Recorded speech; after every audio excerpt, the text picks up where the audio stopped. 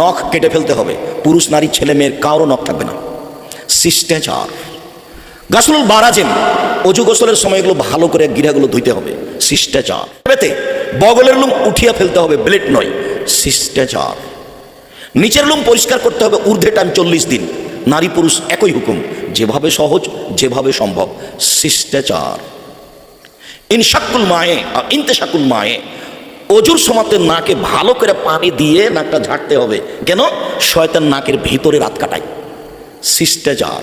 ইন্তেকাসুল মায়ে, পেশাব পায়খানার পরে পানি দিয়ে পবিত্রতা অর্জন করতে হবে, কিছুক্ষণ পরে পেশাব চলে আসবে, সেই জন্য 40 কদম ঢেল নিয়ে থাকতে হবে, পায়ের পাপ উঠাতে হবে, খক খক করে কাশতে হবে, এইরকম কথা মোহাম্মদ সাল্লাল্লাহু আলাইহি ওয়াসাল্লাম বলেননি।